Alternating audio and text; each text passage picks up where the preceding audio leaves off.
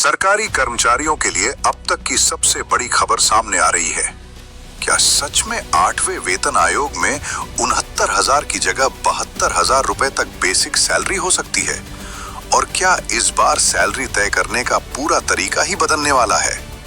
दोस्तों, सूत्रों के हवाले से दावा किया जा रहा है कि सरकार एक नया वेतन फॉर्मूला तैयार कर रही है, जिसमें सिर्फ महंगाई नहीं बल्कि परिवार का खर्च, रहन सहन, स्वास्थ्य, शिक्षा और जीवन स्तर भी शामिल किया जाएगा।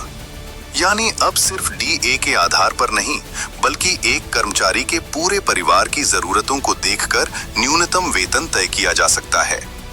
बताया जा रहा है कि नए फॉर्मूले में 5 सदस्यीय फैमिली की जरूरतों को आधार बनाया जाएगा, जिसमें शामिल हो सकते हैं खाना और पोषण, कपड़े, मकान और बिजली, पानी, यात्रा खर्च, स्वास्थ्य और शिक्षा और सामाजिक जिम्मेदारियां भी।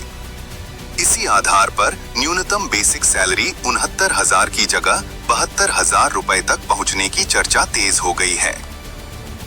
अगर ऐसा होता है तो केंद्रीय कर्मचारियों के साथ साथ राज्य कर्मचारियों को भी बड़ा फायदा मिल सकता है।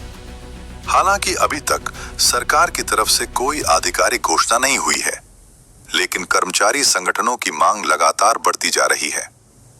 कर्मचारी संगठन कह रहे हैं कि महंगाई और बढ़ते खर्च को देखते हुए अब पुराना वेतन ढांचा पर्याप्त नहीं है, इसलिए नई सैलरी ऐसी होनी चाहिए जिससे कर्मचारियों को सम्मानजनक जीवन मिल सके।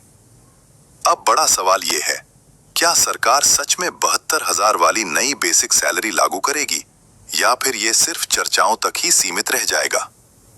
आपकी क्या राय है? क्या 8वें वेतन आयोग में बेसिक सैलरी 72,000 रुपए होनी चाहिए? कमेंट में जरूर बताइए और ऐसे ही कर्मचारी हित की बड़ी खबरों के लिए चुनावी चूरन को लाइक, शेयर और सब्सक्राइब जरूर करें।